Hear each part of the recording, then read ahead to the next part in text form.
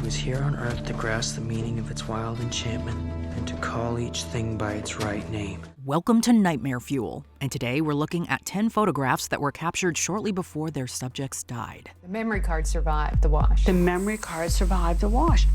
Those photos lay out a timeline. The Space Shuttle Challenger crew. It's unclear where the astronauts in this photo are going, but they appear excited and optimistic about whatever's on the horizon. Doing some digging, you'll find that the crew was walking out of the operations and checkout building. They were headed for Pad 39B, where the Space Shuttle Challenger was about to take off.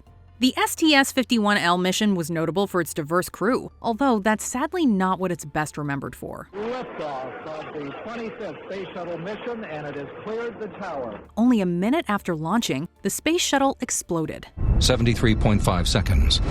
Challenger's engine shut down. The last data from Challenger is radioed to Earth. While nobody knows precisely when each crew member died, nobody survived after the spacecraft hit the ocean. This photo was taken on January 28, 1986, mere hours before the crew unknowingly embarked on what would be their final mission. James Bulger and his abductors.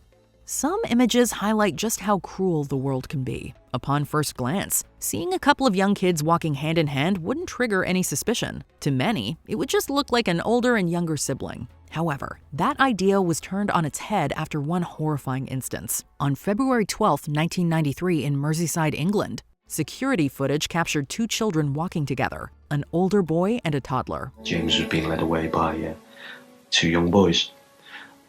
Immediately then, it confirmed the witness that had stated earlier that there were two boys on the canal bank. It then became very worrying. Unbeknownst to adults nearby, the toddler, James Bulger, was being kidnapped. He lost his life later that day at the hands of the older child and his friend. Looking at the original footage, no one would have guessed his true intentions. Justice was swiftly served, but the incident shook the nation and started a larger discourse about punishing minors.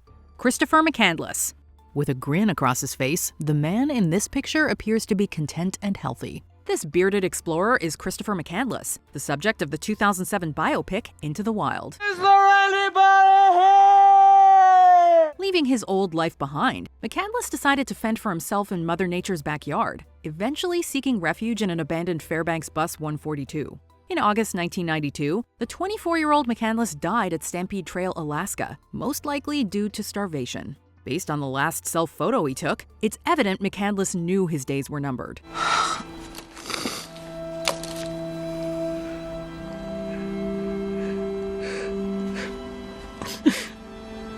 While it's hard to make out, the paper McCandless is holding is his farewell message, reading, quote, "I have had a happy life and thank the Lord. Goodbye, and may God bless all." Another day in Omagh. Looking at this photo, the first thing you're inclined to notice is the man standing in the street and the child on his shoulders. Meanwhile, the red car parked on the side of the road appears inconsequential. What you might not realize is that the photo was taken in Omagh, a Northern Ireland town, on August 15, 1998, not long before this car blew up. The Real Irish Republican Army, a splinter group, executed this car bombing 5 days after the Good Friday Agreement was signed. Although the Real IRA claimed that innocent civilians were not their target, 29 lives were lost in the bombing, and roughly 220 were injured. It was the biggest loss of life in a single attack in Northern Ireland. While the man and child thankfully survived the bombing, the person behind the camera did not. David A. Johnston. While not a household name, David A. Johnston was a revered volcanologist who, along with the United States Geological Survey, helped save thousands of people through his on-site work. Tragically, Johnston lost his own life in the process. All seems well in this photo, as Johnston sits in a chair outside looking into the camera. Little did anyone know that within the next 13 hours, Johnston would perish in the 1980 eruption of Mount St. Helens. The eruption, preceded by seismic activity, was first reported by Johnston, who radioed the message, quote, "Vancouver, Vancouver, this is it." Within the next seconds, the signal went out and Johnston was never heard from again. So I guess I had the realization right away that this was some kind of a tragedy. And on the one hand, it was this huge, exciting, and interesting magmatic eruption, and on the other hand, I was pretty certain that something terrible had happened to Dave. While his remains were never found, it's believed that Johnston died at Coldwater 2, a post that wasn't as safe as anticipated. I think one of the things to put in perspective is that 234 square miles of that area of Washington were devastated by that blast. So 5.7 miles? Yeah. That was within that devastation zone, the blast zone. Ayano Tokumasu. Remember that scene in Superman 2 where a little boy falls over the rail at Niagara Falls? Oh my God! Well, that sort of thing happens more often than you think, but Superman sadly isn't around to save the day. On the surface, there doesn't seem to be anything particularly special about this photo, which sees several people gathering at Niagara River. The woman in the red sweater is Ayano Tokumasu, an exchange student from Japan. If you think standing on that pillar seems kind of dangerous, you'd be right. Not long after the photo was taken, she lost her balance and fell over the edge, ultimately going down Horseshoe Falls. Tokumasu was swept from the river's Canadian side to its American side, where her lifeless body was discovered. People just go too far.